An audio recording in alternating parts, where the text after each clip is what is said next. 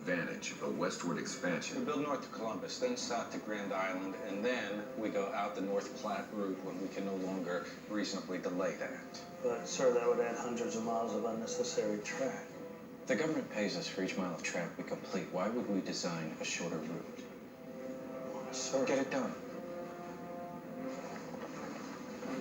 Sir.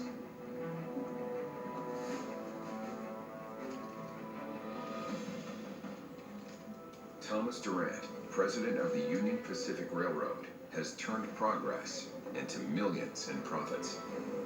A guy like Durant, he's facing off against other railroad barons, guys who didn't think twice about cutting a corner here in order to put your nose in the dirt. If you weren't being ruthless, your competition was, and they were going to kill you.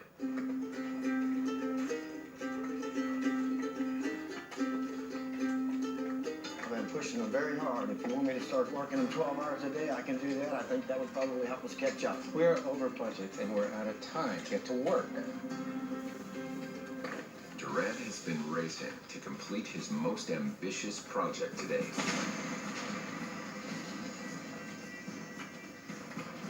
A rail line connecting the country from east to west.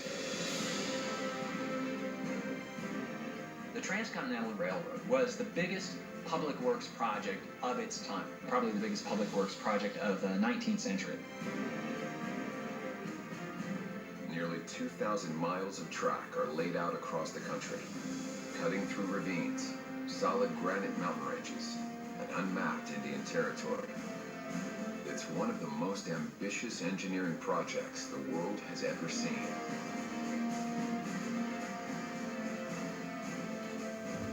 Now, with the railroad nearly done, Durant is ready to unveil his crowning achievement to the world.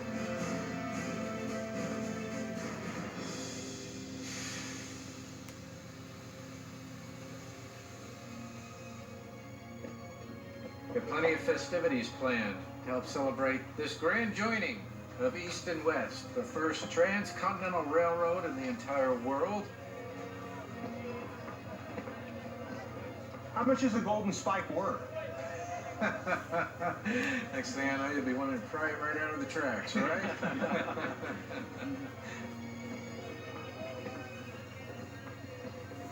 That's for Durant.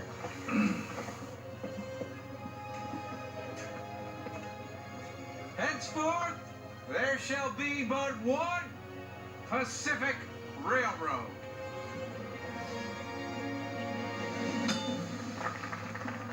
This joining of the rails at Promontory Summit in terms of the American psyche really can't be overstated.